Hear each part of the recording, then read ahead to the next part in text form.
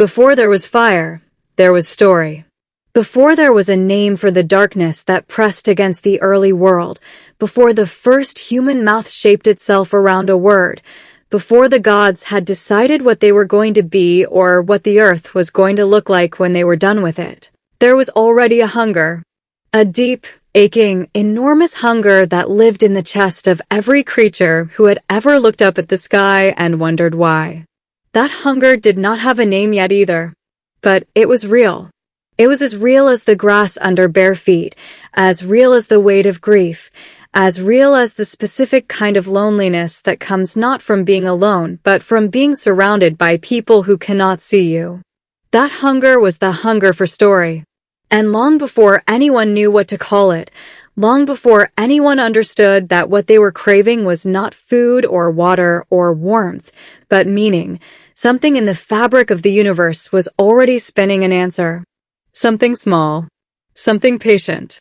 Something with 8 legs and a mind like a razor wrapped in silk. Picture the sky on a night before cities. Picture it the way it has not looked in a very long time, unpolluted, uninterrupted, so dense with stars that the darkness between them seems like the thing that does not belong, seems like the gaps in an argument rather than the argument itself. Now look closer. Look at the space between the stars, at the dark and luminous nothing that separates one burning world from another. Look at it long enough, and you begin to see a structure. You begin to see threads.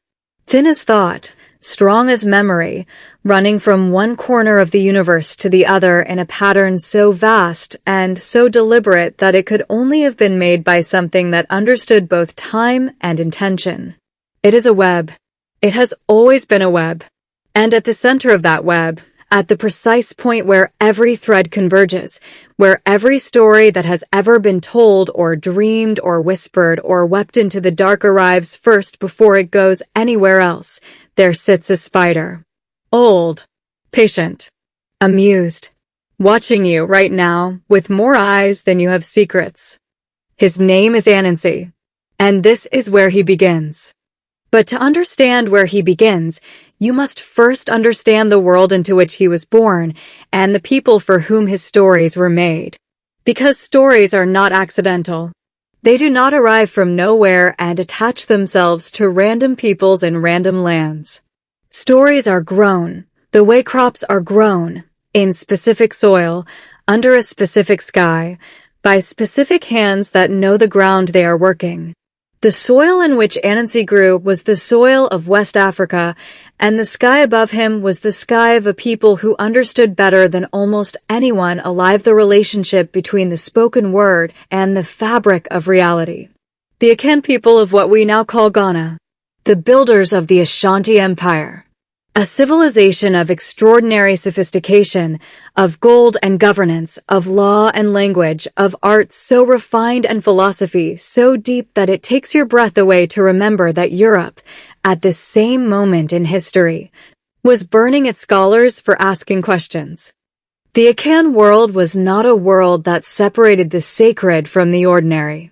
There was no wall between what was real and what was divine, because the divine was understood to be threaded through the real the way color is threaded through cloth. You cannot pull it out without destroying the whole thing. The earth was not a stage on which spiritual events occasionally occurred. The earth was itself a spiritual event, continuous and ongoing, and every person moving through it was a participant in something larger than their own brief life. They understood this not as religion in the way that word is often used today, as a set of rules imposed from outside, but as a simple observation about the nature of existence. Everything is connected. Everything speaks. Everything means something if you know how to listen. And the people who knew how to listen best were the griots, the keepers of memory, the walking libraries.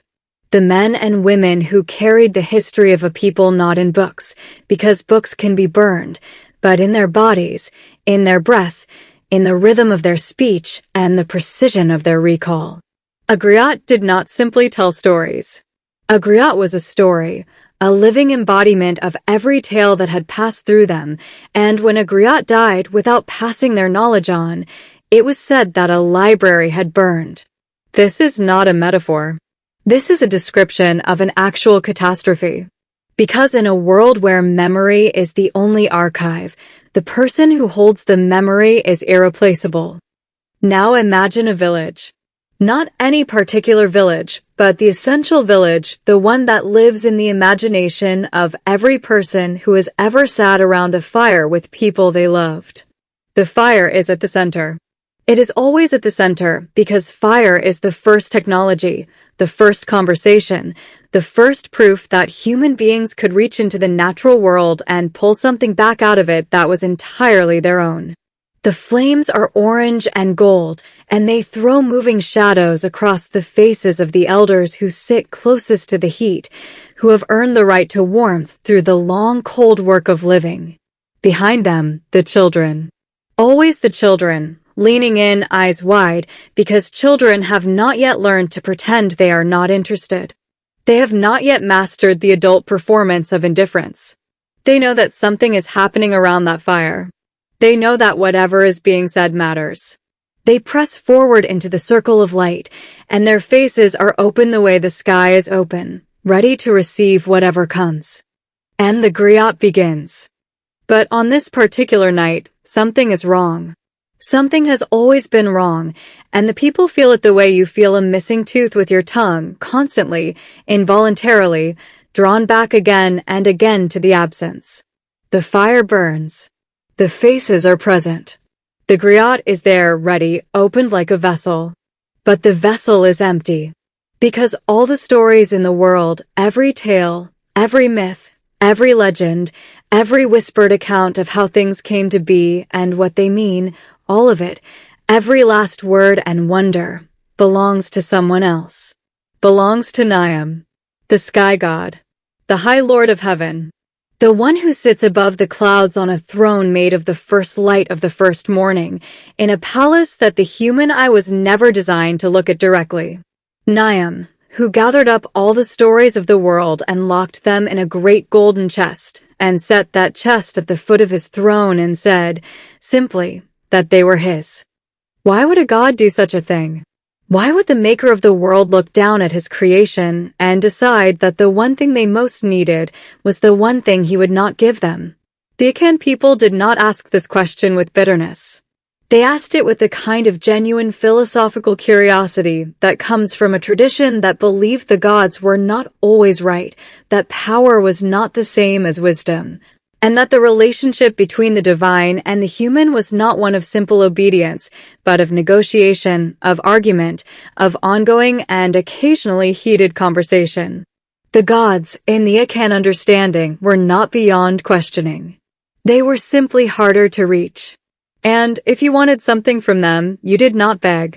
You bargained. You earned. You proved that you deserved it. And so we come to Anancy.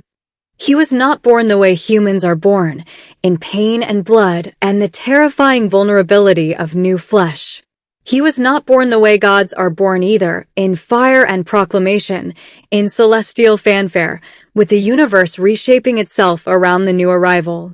Anancy was born in the space between those two things, in the liminal territory where the divine touches the earthly and neither one is quite itself anymore. His mother was Asacia, the earth goddess, patient and ancient and warm as dark soil after rain, the ground itself given form and thought and feeling. His father was Niam, the sky god, cool and distant and absolute, the architect of order, the one who had looked at the chaos of the beginning and decided it needed rules. From his mother, Anancy inherited his love of living things, his delight in the texture of the world, his deep and genuine affection for human beings with all their messes and brilliances. From his father, he inherited his intelligence, cold as starlight and just as precise. He was small. He was always small. This matters, and we will return to it. In a world that measured power by size and speed and the ability to impose your will by force, Anancy was, by every outward measure, beneath consideration. 8 legs, yes, but none of them large enough to frighten anyone who was not already afraid of spiders. A body you could lose between your fingers. Eyes that saw in all directions at once, which was useful, but which no one could see clearly enough to be impressed by. He moved without sound. He built without tools, spinning his architecture from his own body, which is either beautiful or alarming depending on your perspective. He was patient in a way that made patience look like something other than waiting. It looked like planning. And he was hungry, not for food. Anancy ate, the way spiders eat, the way the body insists on regardless of what the mind is occupied with. But the hunger that drove him, the hunger that sat at the center of his being like the hub of a wheel around which everything else turned, was not a hunger of the stomach.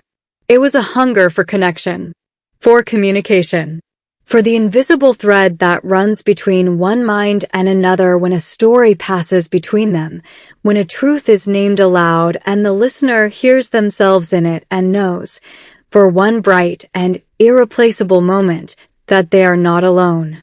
Anancy loved human beings with the specific love of someone who watches carefully and sees clearly. He saw their smallness and their greatness, and he found neither one more interesting than the other, because they were the same thing, expressed differently by the same people depending on the circumstances. And he could see that without stories, something in them was dying. Not quickly, not dramatically, but the way a garden dies without water, slowly, from the edges inward, the green retreating, the color fading, the leaves curling in on themselves until what remains is a perfect, beautiful, absolutely dead imitation of what it once was. He watched the fire at the center of the village, and he watched the griot with nothing to give, and he watched the children with their wide-open faces slowly learning, night after night, to close them. And something in Anancy could not bear it. So he went to his father. Now, going to Niam was not like walking to a neighbor's house. It was not even like climbing a mountain, which at least gives you the dignity of physical effort and the satisfaction of measurable progress. Going to Niam required moving through layers of reality that most beings, even most gods, did not have casual access to. Anancy did it the way he did everything, with patience and with silk. He spun a thread from the earth all the way to the edge of the sky, and he climbed it, and it took him as long as it took, and he was neither hurried nor discouraged, and when he arrived at the court of his father, the assembled celestial beings looked at the small spider who had climbed a thread from the earth to heaven, and they did not know whether to be impressed or embarrassed on his behalf. Niam was enormous. Not in the way that physical things are enormous, where you can walk around them and measure them against other things and arrive at a number. He was enormous the way the sky is enormous, in every direction at once, without edges, without a point at which you could say that here the sky ends and here something else begins. His voice, when he spoke, was the sound that exists between thunder and silence. His eyes were the color of the space between stars. And when he looked at Anancy, his small, patient, climbing, unbowed son, there was something in his face that might have been pride and might have been unease and might have been both at the same time. Anancy looked at his father and said that the people below were suffering from an absence, and that the absence was one his father could fill, and that he was there to ask him to fill it. He said this simply, without ceremony. The celestial court, which had been expecting some elaborate performance of supplication and deference, went quiet with surprise. Niam said nothing for a long moment. Then he said that stories were not gifts. He said it the way people say things they have already decided, with a flatness that is meant to end the conversation. Stories, he said, were not given. They were earned. And the price for them would not be symbolic or easy. The price would be real. The price would be, by any reasonable assessment, impossible. Anancy said he understood. Niam said he doubted it. Anancy said he would like to hear the price anyway. And Niam, perhaps curious, perhaps already knowing how this would end, told him. To earn ownership of all the stories in the world, every tale that had ever been told, every one that would ever be told, all of them, past and present and future, along with the right to give them to whoever he chose. Anancy must bring 4 things to the celestial court. He must bring Onini, the great python, whose body was long enough to bridge rivers and whose patience was older than rain. He must bring the Mabaro, the hornets whose anger was a cloud and whose sting was a small fire under the skin, every last one of them, alive and contained. He must bring Osibo the leopard, the fastest and most beautiful killer in the forest, whose spots were a map of every hunt he had ever won.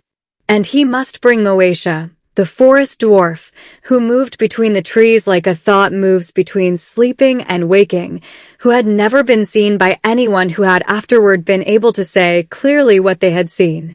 The celestial court heard this list, and they understood it for what it was, an impossibility dressed as a challenge. The assembled chiefs and generals and divine intermediaries and golden-robed attendants of Niam's court looked at the small spider standing before them, and they were already composing the account of his failure. They were already deciding how to describe it later, at their divine tables, over whatever it is that gods eat when they are feeling superior. They saw a small thing being handed an enormous task, and they had already written the ending. Anancy accepted the challenge before Niam had finished stating the final term. He did not pause. He did not calculate visibly. He simply said yes, and he said it in the tone of someone who has already begun working on the problem in a part of their mind that never stops working. And the word hung in the celestial air between them like a thread waiting to become part of a larger structure. Then he turned, and he began to descend. Back down the silk thread. Back to the earth. Back to the forest and the village and the fire. Back to the work. The first task was Onini, the great python. He was real in the way that mythological creatures are always real, which is to say, he existed at the place where the symbolic and the literal touch, where the thing that means something and the thing that is something have become the same thing so completely that pulling them apart would destroy both. Onini was length and patience and the slow, terrible certainty of a thing that does not need to hurry because it will outlast whatever it is waiting for. He lived near a great river where the trees grew so thick that the light came through in small coins and the air was wet and warm and smelled of living and dying in equal measure. He had been there longer than the oldest tree. He would be there after the last one fell. He knew this, and it made him calm, and his calmness was the most dangerous thing about him. Now, Anancy did not go to face Onini alone. This is the part of the story that is sometimes overlooked, and it should not be overlooked, because it is essential to understanding who Anancy was.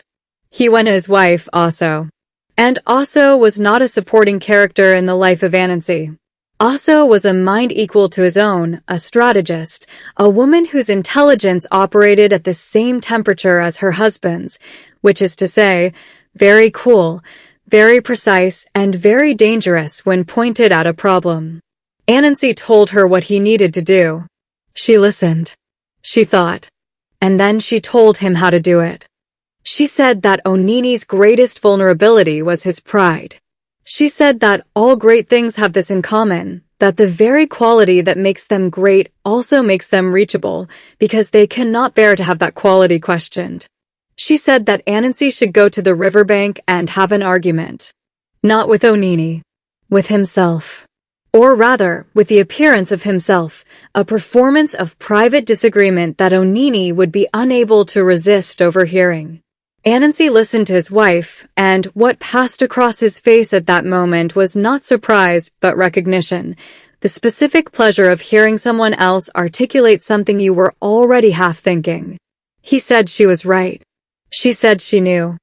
He found a long palm branch long enough to matter, long enough to serve as a measuring stick for a body that bridged rivers, and he carried it to the edge of Onini's territory, and he began to argue with himself. Out loud. Clearly. In the specific, performative way of someone having an argument they very much want to be overheard having. He said to the air around him that he disagreed with his wife. He said that his wife believed the palm branch was longer than the python Onini, and he himself believed it was shorter, and he could not resolve the question without measuring, and of course he could not measure without the python being present. And of course the python was never going to present himself for something as undignified as being used as a unit of measurement, and so the argument would go forever unsettled. He said it again, slightly differently. He let the doubt be audible in his voice, the doubt about the palm branch, and underneath it, just barely audible, the doubt about Onini's size, about Onini's reputation, about whether the great python was actually as magnificent as everyone said or whether that was simply what everyone said because no one had thought to measure. The forest went very still. And then Onini was there, not arriving, simply present, in the way that something very large and very old can be suddenly present, as if the space that was empty before had always contained him and was only now revealing it. He looked at Anancy with eyes like amber set in old wood, and he said that he was, in fact, longer than any palm branch that had ever grown from any palm tree that had ever stood in any forest anywhere. He said this with the patience of something that has never needed to raise its voice, because its voice has never been doubted. He said that if Anancy wished to resolve the question, he was prepared to lie along the branch and be measured.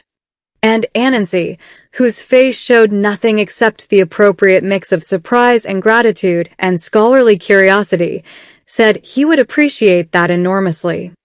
Onini stretched himself along the length of the palm branch, and as he stretched, as he extended to his full and genuinely impressive length, Anancy moved with him, spinning silk around the branch and around the python so subtly, so carefully, in movements so small and so steady that what was happening did not announce itself until it was already finished. By the time Onini understood that he was being bound, he was bound. The silk held him to the branch from tail to throat, and when he tested the strength of it, he found that silk, which looks like nothing, which feels like almost nothing, which seems like the kind of thing you could dismiss with a breath, holds, when enough of it is layered and interwoven with enough patience and precision, with a strength that has nothing to do with what it looks like. He looked at Anancy. Anancy looked at him. The moment between them was long and not unfriendly. Then Anancy said, quietly, that he hoped the measurement would settle the argument, and he picked up the branch with the python bound to it, and he began to carry it toward the celestial court. The first trap, understand, was made entirely of words, not silk. Words. The silk was only the last step, the physical conclusion of a strategy that had been built in language, in the architecture of a sentence designed to make something enormous walk into an argument it could not resist. This is the first lesson Anancy teaches, and he teaches it over and over again in 100 different forms. Before you build a trap from any material, you must first build it from understanding. You must know the creature you are hunting better than it knows itself. You must know what it cannot leave alone, what question it cannot hear questioned, what part of its reputation it will always defend. And then you simply ask the question. The trap springs itself. The second task was the Mabaro hornets. This was a different kind of challenge, because hornets are not a single creature with a single pride and a single vulnerability. They are a community, and communities have their own logic, their own reflexes, their own way of moving through the world that is not reducible to any one individual within them. You cannot flatter a swarm. You cannot catch a cloud. The kind that grows round and hollow and has the exact quality of interiority that makes it useful for holding things. He cut a small opening in the top.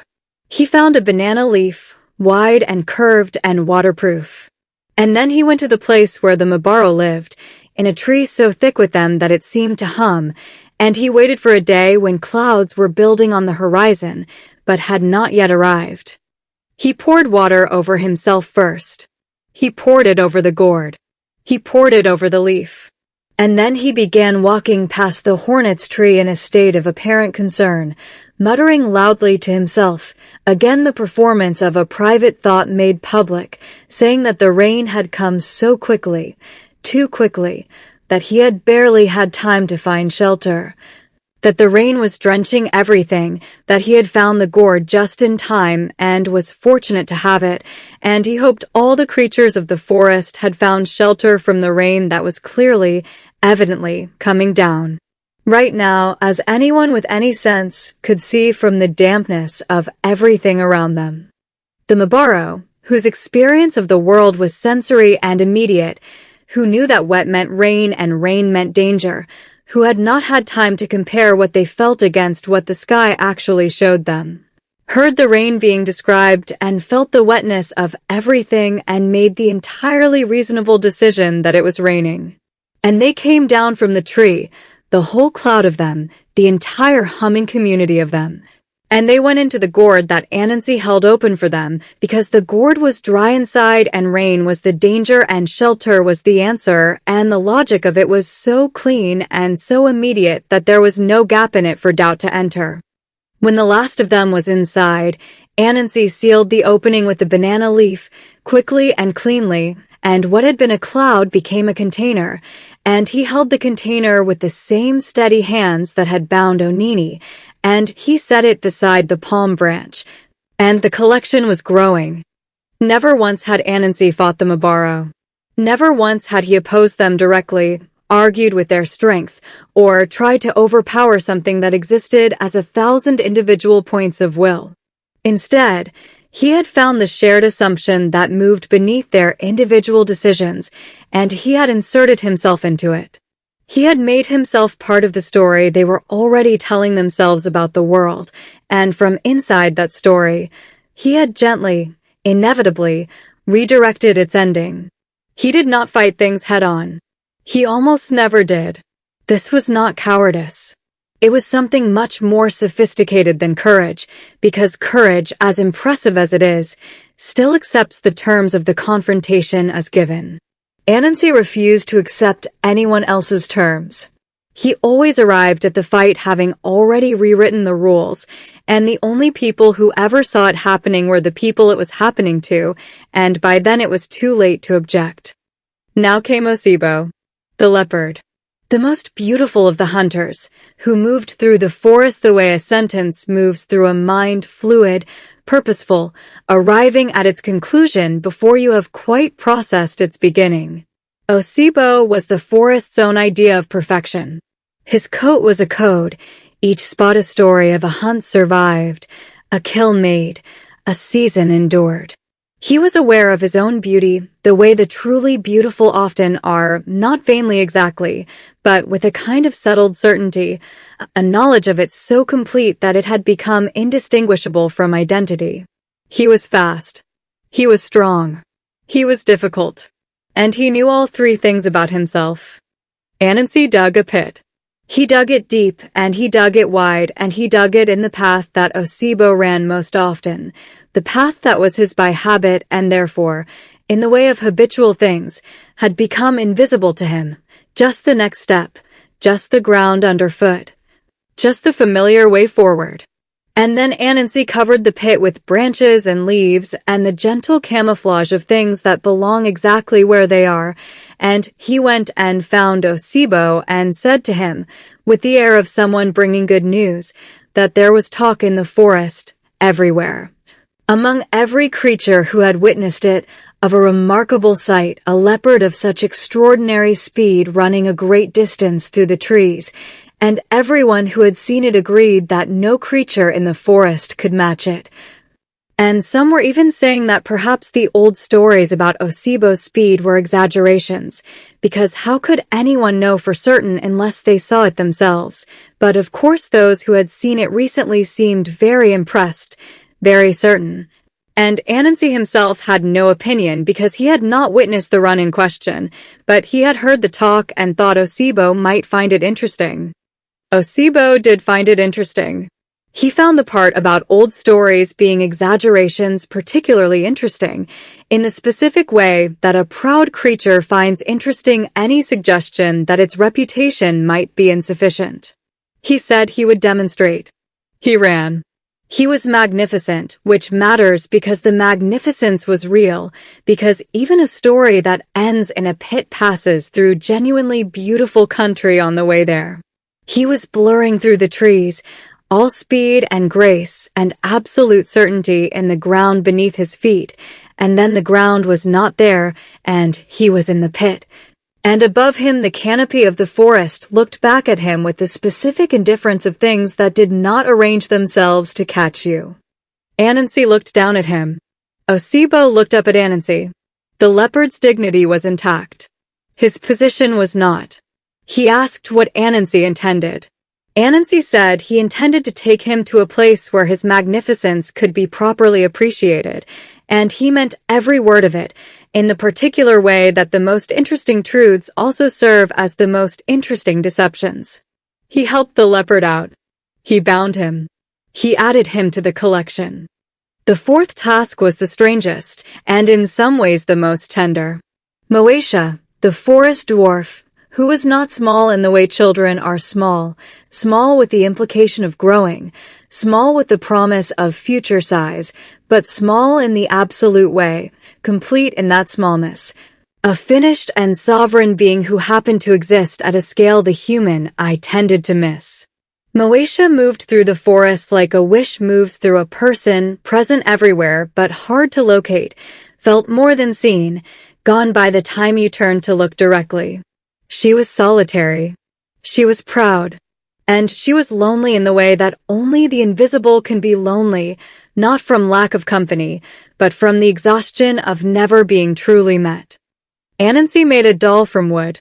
He carved it with care, into the form of a small figure, not a great figure, not an imposing one, just a quiet presence, something that could sit and be sat with. He covered it in sticky gum from the tree that gives sticky gum, generously, all over its surface. He set it at the base of a tree near a path Moesha was known to travel, and he placed beside it a bowl of yam, because Moesha, like all living things, had particular tastes and particular desires, and yam was one of them. He hid. He waited. He was very good at both. Moesha came. She saw the doll. She saw the yam. She sat with them for a moment, the way you sit with something unexpected and charming, provisionally, with the option of leaving still available. Then she said to the doll that the yam looked good and asked if she might have some. The doll said nothing. Moesha waited. The doll said nothing again. There is a particular quality to the silence of something that looks as if it should respond and does not, and that quality is maddening in a very specific way that makes the person experiencing it feel as if they are being deliberately dismissed, as if the silence is a choice and the choice is a small insult. Moesha said again, more pointedly, that she was asking a civil question and deserved a civil answer. The doll was silent. She struck it with one hand. The hand stuck. She struck it with the other. That hand stuck. She tried to pull herself free and could not. She was caught in the oldest trap of all, the trap of wanting acknowledgement from something that would not give it, the trap of pressing against indifference until the indifference becomes a bond. Anancy came out of his hiding place and looked at Moesha, and his face showed neither triumph nor condescension. Because this one was different. This capture had cost him something to devise, not in cleverness, but in recognition. He knew that loneliness. He understood the impulse that had driven Moesha to strike the doll, not anger exactly, but the desperate frustration of a self that needed to be seen and was not being seen, that needed to be heard and was not being heard. He had built the trap from an understanding that felt uncomfortably close to confession. And as he carefully freed Moesha and secured her for the journey upward, he carried the weight of that quietly, the way people carry the things they have learned about themselves that they would have preferred not to learn. Then he began to climb. Back up the silk thread. Back to the sky. Back to the court of his father, with Onini bound to the palm branch, with the sealed gourd humming against his side, with Osibo proud and captive, with Moesha quiet and contained. He climbed with all of them. And the thread held. It always held. He had made it, after all. When he arrived at the celestial court, the silence that fell was the silence of people who have been composing the story of someone else's failure and have just realized they will have to start over. The assembled chiefs and generals and divine intermediaries in their golden robes looked at the small spider who had climbed a thread to heaven and returned with 4 impossible things, and the only sound was the sound of certainty revising itself. Niam looked at his son. He looked at Onini, whose patience had been used against him. He looked at the gourd that vibrated with contained fury. He looked at Osibo, whose magnificent coat was unchanged and whose dignity was barely. He looked at Moesha, who looked back at him with eyes that had seen the oldest forest and had still been surprised. Niam descended from his throne. This, too, was not a small thing. The sky god did not descend. The distance between heaven and earth was not simply physical, it was a statement about the nature of divine authority, about the unbridgeable gap between the one who made the world and the ones who lived in it. And he descended. He crossed the distance. He stood before Anancy, and the celestial court held its collective breath, and Niam said words that no one had expected to hear said, words that rearranged the architecture of the universe simply by being spoken. He said that what Anancy had done was real. He said the price had been paid. He said that all the stories of the world, every tale told, every legend living, every myth not yet made, everything from the first word spoken in the dark to the last word spoken before the dark returns, all of it, every last breath of it, now belonged to Anancy. He said that stories would no longer be called the stories of Niam. He said they would be called, from this moment and for every moment after, Anancy's stories. The golden chest was opened. The stories poured out, and they were not quiet about it. They moved like light moves, like water moves, like sound moves, filling every space available to them, running along every surface, seeping into every crack and corner of the world, finding their way to every fire and every listening face and every wide-open heart that had been waiting for them without knowing what they were waiting for.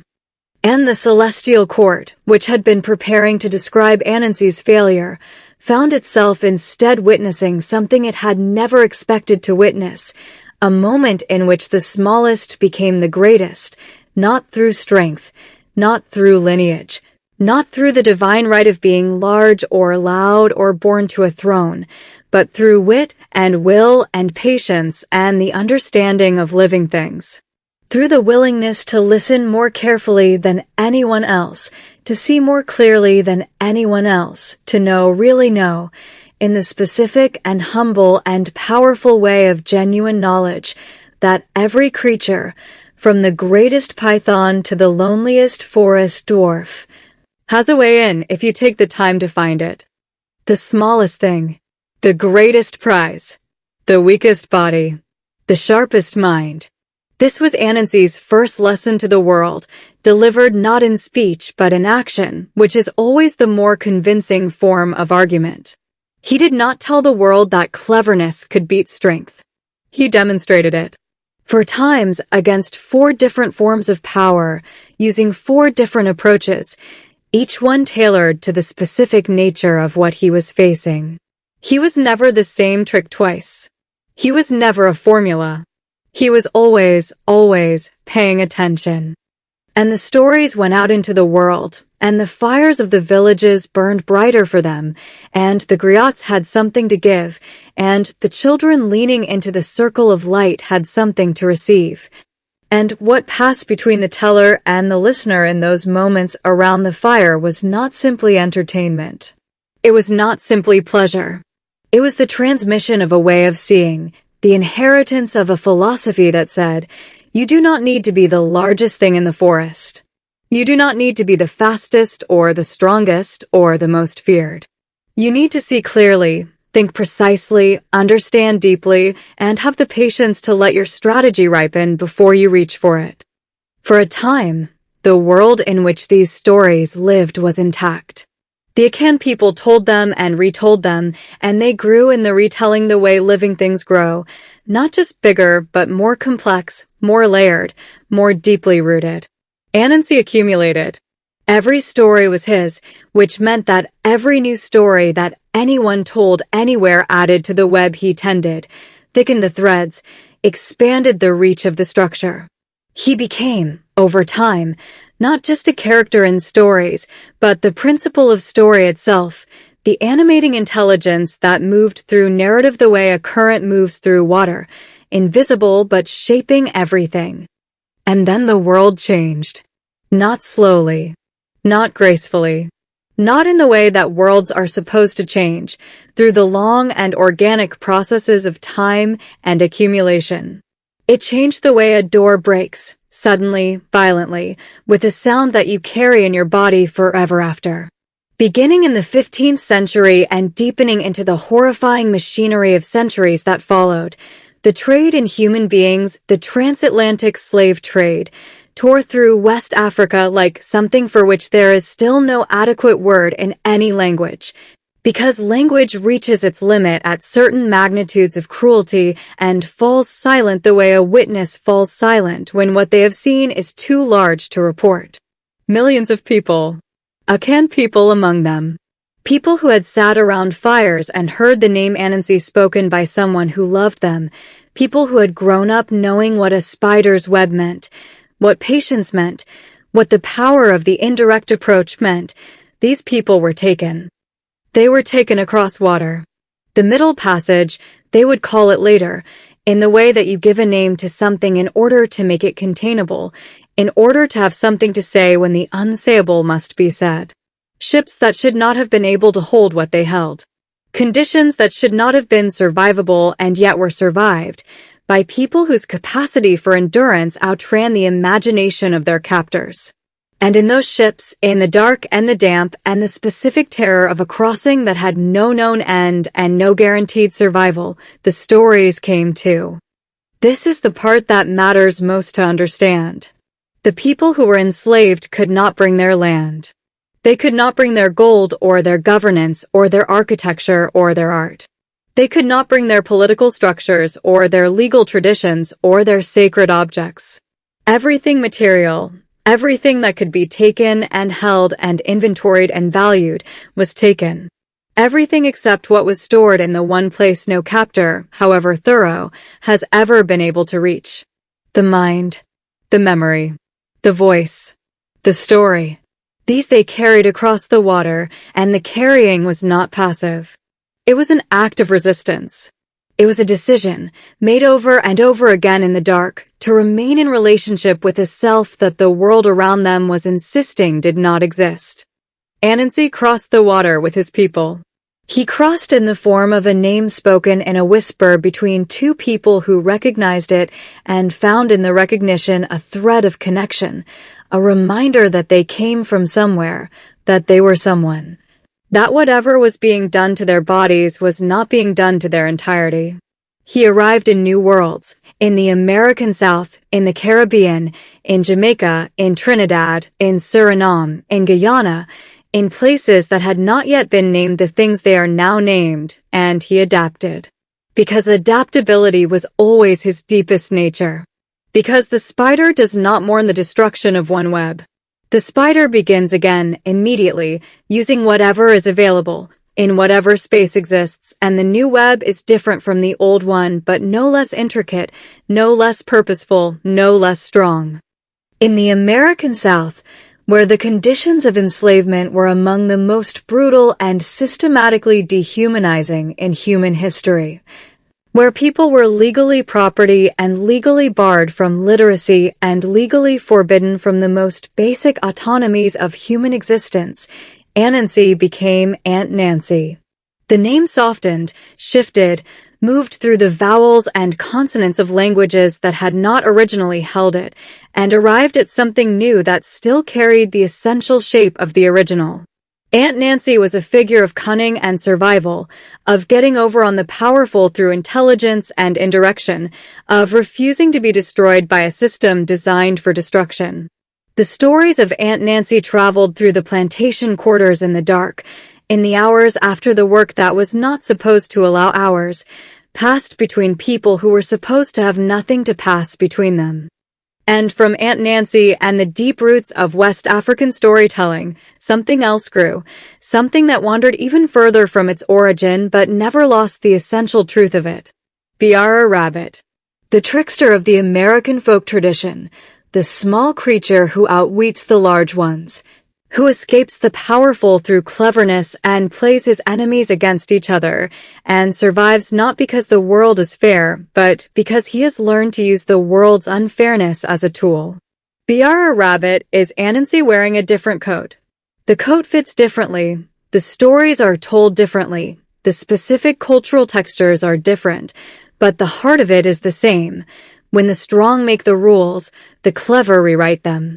When you cannot fight with your body, you fight with your mind. When the door is locked, you find the window. When the window is locked, you find the crack.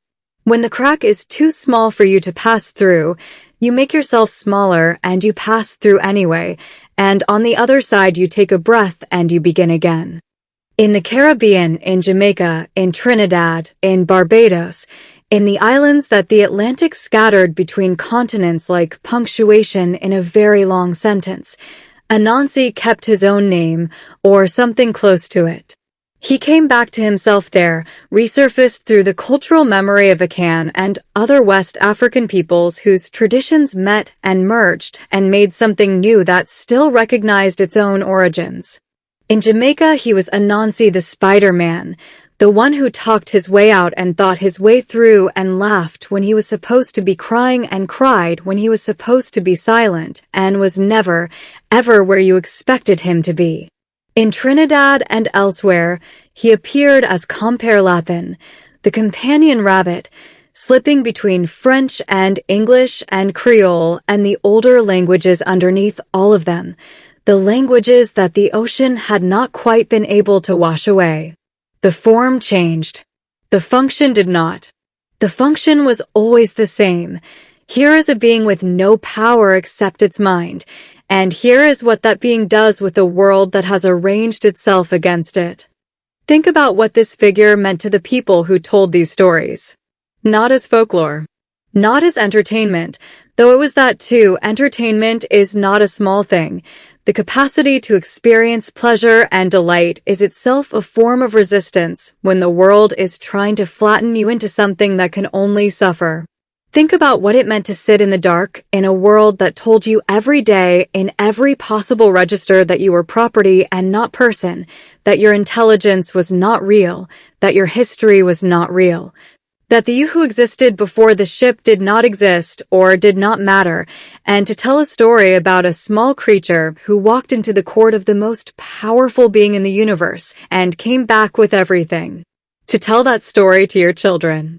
To tell that story and have your children lean in and listen, wide-eyed, the way children lean in when they know something true is being spoken. What does that story say to those children? It says that the powerful do not have the final word. It says that your mind is your own and it cannot be inventoried. It says that the history of your people includes a spider who walked into heaven and argued with God and won, and if he could do that, if someone who looked like nothing and had nothing could stand in the celestial court and say, yes, I will do the impossible thing, and then go and do it, then you, small child sitting in the dark, you who have been told that you are nothing and have nothing, you who have been told that your only options are suffering or more suffering, you have options. You have the web. You have the wit. You have the patience and the plan and the understanding that the trap is always made first of words, and you are not without words. This is the radical politics of the trickster figure. This is why it survived the crossing, why it adapted and flourished in soil so hostile it should have killed it. Because the trickster is not merely a character in a story. The trickster is an argument, embedded in narrative form, that the world as arranged by the powerful is not the world as it must be. That arrangements can be rearranged. That the rules of the game can be played against the game. That intelligence is democratic in a way that physical power is not.